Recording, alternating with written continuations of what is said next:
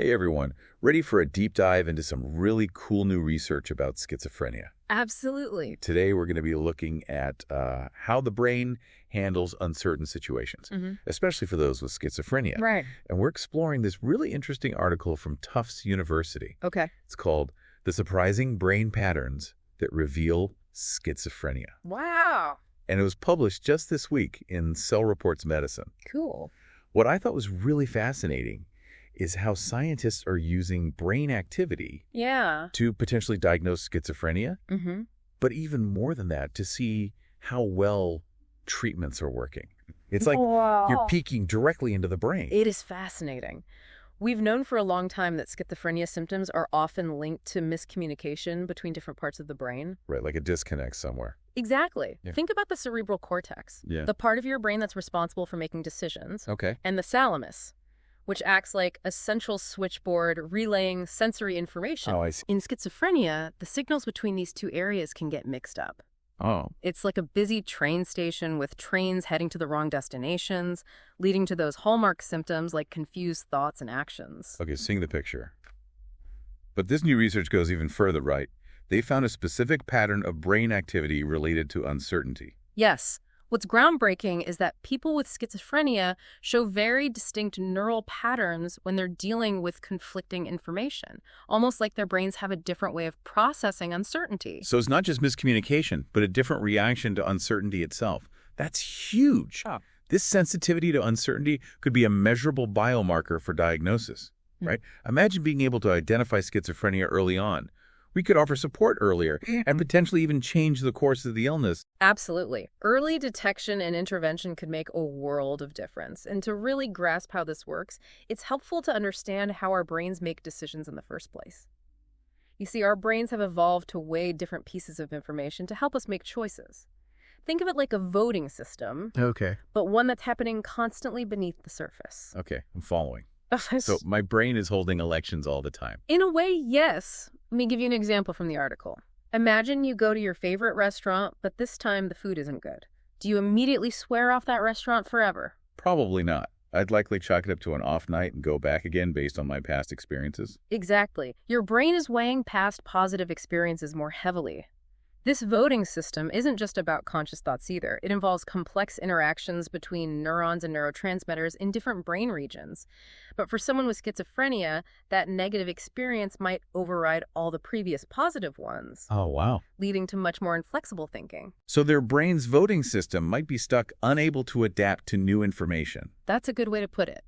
And to understand which specific brain regions might be involved in this inflexibility, researchers have turned to animal studies. Really? They can study this in animals. Yes. By looking at animal models, researchers were able to pinpoint two key areas: the dorsolateral prefrontal cortex and the mediodorsal thalamus. Okay. You can think of the dorsolateral prefrontal cortex as the CEO of your brain, responsible for planning and complex thinking. Okay. The mediodorsal thalamus acts like its executive assistant, filtering and relaying important information to the CEO. So connecting these animal studies to humans, how did they go about studying this in people? They designed an experiment with about 40 participants, some with schizophrenia and some without. They had them complete tasks where they had to choose a target location based on a series of cues. The researchers could manipulate these cues to create varying levels of conflict, making the task more and more uncertain. Sounds tricky. So how did the two groups perform? Well, in situations with low conflict where the decision was straightforward, both groups did equally well. But as the cues became more conflicting, the participants with schizophrenia started making significantly more errors. So they struggled when the level of uncertainty was increased? Yeah. This really highlights the difficulty adapting to new information, doesn't it? It's like that restaurant example you mentioned, but playing out in a more complex way. I got it. And that's precisely what makes this research so fascinating. It's giving us a whole new way to look at how the brain processes uncertainty, particularly in the context of schizophrenia. This is already so insightful, and I can't wait to learn more about how these findings can actually be applied. But first, let's take a moment to reflect on what we've learned so far.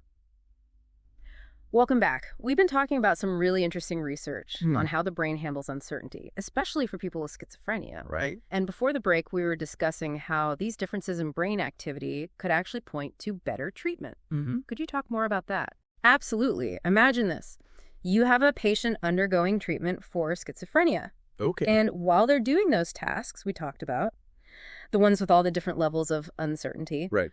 we're also monitoring their brain activity. Oh. And as treatment goes on, we could actually see those brain patterns shifting. Oh, wow. Becoming more like the patterns of people without schizophrenia. Wow. So you're essentially watching the brain adapt in real time. Yeah. That's amazing. It really is. And it's not just about watching. It's about knowing what to do with that information. Right. So if a certain therapy isn't leading to the changes we're looking for in brain activity, clinicians can adjust the treatment plan and look at other options. So it becomes a much more personalized approach than finding what truly works best for each individual. Exactly. And it goes even deeper than that. This research could help us understand why some people respond better to certain treatments than others. Oh. It's about moving away from that one-size-fits-all approach to treatment and going towards a more targeted, individualized strategy. As someone who follows neuroscience pretty closely, I'm always amazed by the complexity of the brain. But this research really gives me a lot of hope for the future of schizophrenia treatment. I definitely share your optimism. Right. It is important to keep in mind, though, that this research is still in its early stages. Right. More studies are needed to confirm these findings and to really explore their full potential. Of course. Yeah. But the possibilities are really exciting. We're really beginning to unlock some understanding of this complex disorder. The article mentioned that this is all part of a larger research initiative at the Tufts lab, right? Yes. And they're looking at ways to use brain activity to actually inform how clinicians practice. What else are they working on? Well, they're not stopping here, that's for sure. They're planning to do this study again with a larger group of people that are more diverse. Oh, wow. And they're going to test more complex situations that are more like real-world decision-making. Okay. Remember that restaurant example? Yes. Well, imagine studying brain activity while people are making those types of decisions in real life. That's incredible. It really shows how this research could bridge the gap between what happens in the lab and what happens in everyday life. Yeah. But it also makes me think, if we're seeing these very distinct brain patterns related to uncertainty in people with schizophrenia, what does that tell us about how the rest of us process uncertainty? That is a fantastic question. Yeah. Think about all the decisions you make every day. Right. From simple things like what to have for dinner to much more complex things like careers and relationships. Yeah.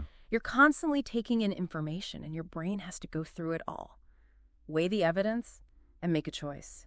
It's an incredibly complicated process that most of the time we don't even think about. It's so true. And I think we often forget how much uncertainty we deal with every day, from choosing which way to go to work to deciding whether or not to believe what we read online.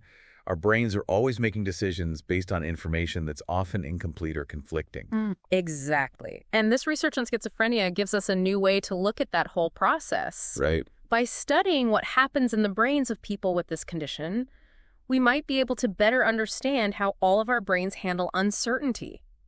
It's almost like holding up a mirror to how the human mind works. It's mind-blowing to think that something as complex as making decisions can be tied to the activity of specific brain cells. And it really just highlights how much we still have to learn about the brain and how it works. It does. I feel like we've just scratched the surface. We have, but I hope this has been interesting so far. Absolutely. And before we wrap up, what are some key takeaways you'd like to leave with our listeners?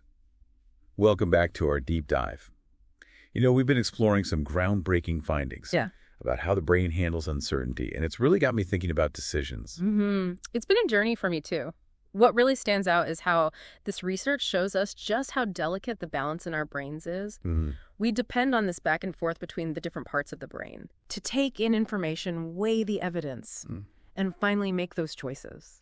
And like you said earlier, even small hiccups in that process can really have a big impact, like we see in schizophrenia. But you brought up something I've been thinking about, too. If those neural patterns are so different in people with schizophrenia, what does that tell us about how everyone else processes uncertainty? It's a question that I think really gets at what makes us human. We all face uncertainty, and we all have our own ways of handling it. Right. Some people are just naturally more careful than others. Some are more willing to take a risk. But at the core of it all, our brains are always evaluating information and making choices. Yeah. Most of the time without us even realizing. I know. I'm definitely more aware of it now. Think about it. You're scrolling through social media, trying to decide what's real, or You're at the grocery store just overwhelmed by choices.